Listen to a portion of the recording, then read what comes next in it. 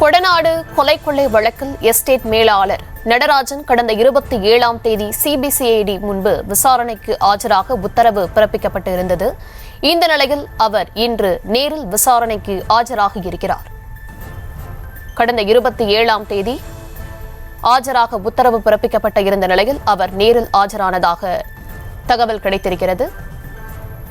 விவரங்களை தர இருக்கிறார் செய்தியாளர் பரிமலா. விவரங்கள் வழங்கலாம். கொடநாடு கொலை மற்றும் கொள்ளை சம்பவம் தொடர்பாக முதல் முறையாக இன்று விசாரணைக்காக கோவை காந்திபுரத்தில் இருக்கக்கூடிய சிபிசிஐடி அலுவலகத்தில் கொடநாடினுடைய மேனேஜர் நடராஜன் அவர்கள் இன்று ஆஜராகி இருக்கிறார். இன்று அவர் முதலாக இந்த விசாரணைக்காக ஆஜராகி இருக்கிறார். கடந்த 27ஆம் தேதி ஆஜராகும்படி இவருக்கு சம்மன் அனுப்பப்பட்டிருந்த நிலையில் ஆஜராகாத நிலையில் இன்று தனது வழக்கறிஞருடன் ஆஜராகி இருக்கிறார். நீலகிரி மாவட்டம் கொடநாடு எஸ்டேட்டில் கடந்த 2017ஆம் ஆண்டு ஏப்ரல் 23ஆம் தேதி நள்ளிரவு கொலை மற்றும் கொள்ளை சம்பவமானது நடந்தது.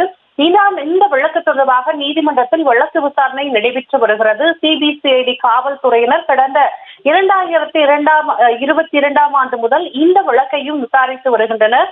சிபிசிஐடி ஏடிஎஸ்பி முருகவேல் தலைமையிலான காவல்துறையினர் இந்த வழக்கு தொடர்பாக இதுவரை சுமார் 250க்கும் மேற்பட்டோரிடம் வாக்குமூலம் பெற்றுள்ளனர். கடந்த ஆண்டு இந்த வழக்கை குற்றம் சாட்டப்பட்ட 10 பேரிடம் வாக்குமூலமும் பதிவு செய்யப்பட்டது. இந்த வழக்கில் தான் தற்பொழுது முக்கிய சாட்சியாக கருதப்படக்கூடிய எஸ்டேட்டினுடைய மேலாளர் நடராஜன் கடந்த முறை சம்மன் அனுப்பப்பட்டும் ஆஜராகாத நிலையில் இன்று காந்திபுரத்தில் இருக்கக்கூடிய சிபிசிஐடி அலுவலகத்தில் ஆஜராகி இருக்கிறார். இந்த கொடநாடு கொலை மற்றும் கொள்ளை சம்பவம் தொடர்பாக இவர் ஆஜராகி இருப்பது இந்த வழக்கில் ஒரு முக்கிய நகர்வாகவும் பார்க்கப்படுகிறது. தனது வழக்கறிஞருடன் இன்று அவர் ஆஜராகி இருக்கிறார்.